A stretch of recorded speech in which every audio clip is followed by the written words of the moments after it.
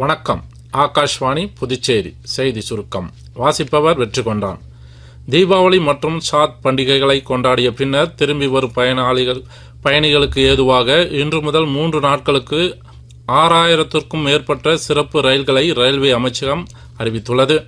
மேலும் பயணிகளின் வசதிக்காக தானியங்கி டிக்கெட் விற்பனை இயந்திரங்கள், பயணிகள் முன்பதிவு அமைப்பு கவுண்டர்கள் மற்றும் மொபைல் முன்பதிவு செய்யப்படாத டிக்கெட் போன்ற வசதிகள் அமைக்கப்பட்டுள்ளதாகவும் ரயில்வே அமைச்சகம் தெரிவித்துள்ளது.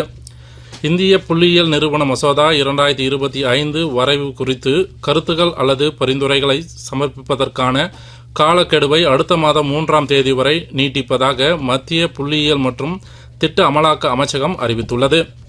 இந்த வரைவு மசோதா இந்திய புள்ளியியல் நிறுவனத்தின் அந்தஸ்தை ஒரு பதிவு செய்யப்பட்ட சங்கத்திலிருந்து சட்ட ரீதியான அமைப்பாக மாற்ற வழிவகை செய்கிறது. பீகாரில் முதல் கட்டமாக 121 சட்டப்பேரவை தொகுதிகளுக்கும் வரும் நவம்பர் 6ஆம் தேதி தேர்தல் நடைபெறவுள்ள நிலையில் அங்கு தேசிய ஜனநாயக கூட்டணி மற்றும் மகாபந்தன் கூட்டணிகள் முதல் கட்டத்திற்கான தேர்தல் பிரச்சாரத்தில் தீவிரமாக ஈடுபட்டு வருகின்றனர்.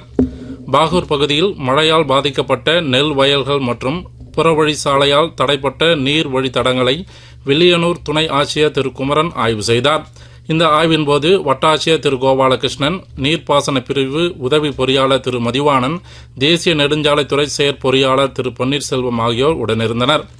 புதுச்சேரி ஆகாஷ்வாணி வானொலி நிலையத்தின் மண்டல செய்தி பிரிவில் திருத்தப்பட்ட விதிமுறைகளின் கீழ் செய்தி ஆசிரியர், செய்தி வாசிப்பாளர் மற்றும் மொழிபெயர்ப்பாளர் ஆகிய பணியிடங்களில் தினசரி ஒப்பந்த அடிப்படையில் பணிபுரிய விண்ணப்பங்கள் வரவேற்கப்படுகின்றன.